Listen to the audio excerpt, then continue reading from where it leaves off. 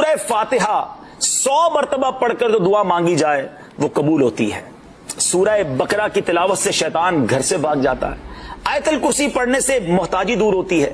سورہ کہف کو ہمیشہ پڑھنے والا دجال کے فتنوں سے محفوظ رہے گا. والدین کی قبر پر ہر جمعہ سورہ یاسین کی تلاوت کرنے سے اس کی حروف کی تعداد کے برابر ان کے گناہ بخش دیے جاتے ہیں. سورہ الدخان پڑھنے سے مشکل دور ہوتی ہے. جو قریب المرگ ہو اس پر سورہ جاسیہ کا دم کرنے سے خاتمہ بالخیر ہوتا ہے.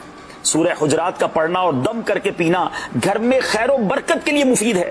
سورہ قاف پڑھنے سے جو باغ ہوتے ہیں ان کے پھلوں میں کثرت ہوتی ہے. سبحان اللہ. سورہ رحمان 11 بار پڑھنے سے تمام مقاصد پورے ہوتے ہیں. سورہ واقعہ جو شخص روزانہ پڑھے گا اسے کبھی فاقہ نہ ہوگا. سورہ ملک کو ہر رات پڑھنے والا عذاب قبر سے محفوظ رہے گا. سورہ مزمل کو 11 بار پڑھنے سے ہر مشکل آسان ہو جاتی ہے.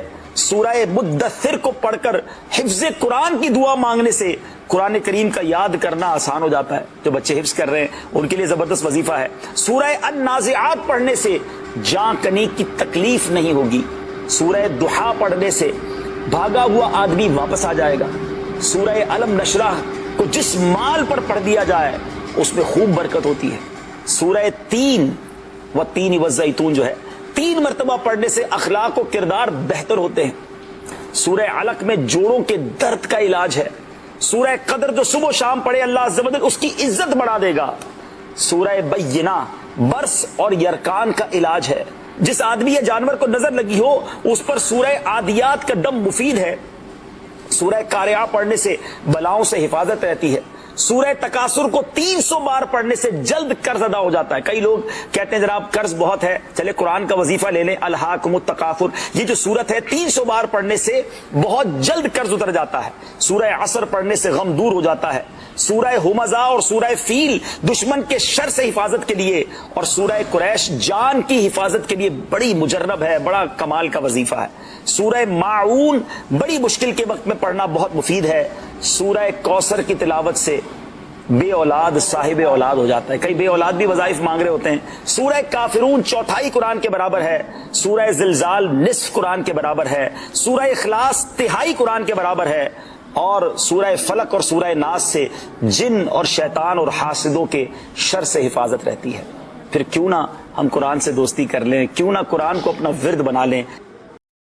نماز میں آنکھیں بند کرنا صحیح ہے یا غلط؟ اس ویڈیو کو ہر مسلمان کے پاس شیئر کریں. کیا پتہ آپ کے ایک شیئر کرنے سے کسی کی نماز درست ہو جائے. بہت سے لوگ نماز پڑھتے وقت اپنی آنکھیں بند کر لیتے ہیں اور کچھ لوگ تو سجدے میں آنکھیں بند کر لیتے ہیں. یہ بول کر کے ہمیں سکون ملتا ہے جو نماز میں بالکل جائز نہیں ہے. نماز میں آنکھیں بند کرنے سے نماز مکروہ ہو جاتی ہے.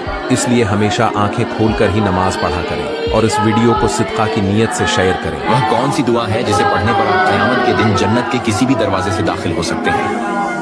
رسول نے ارشاد فرمایا کہ ایک ایسی دعا ہے جسے پڑھنے والے کو قیامت کے دن بشارت دی جائے گی کہ وہ جس دروازے سے چاہے جنت میں داخل ہو جائے. اور وہ دعا یہ ہے: اشہد اللہ الہ الا اللہ وحدہ لا شریک لہ واشہد ان محمدً عبدہ ورسولہ. لیکن ہر جمعہ کی نماز کے بعد 100 مرتبہ سبحان اللہ العظیم و بحمدہ. ہمارے نبی فرماتے 100 مرتبہ پڑھ لے اللہ تیرے 1000 گناہ معاف کرے گا اور تیرے ماں باپ کے 24000 گناہ معاف کرے گا.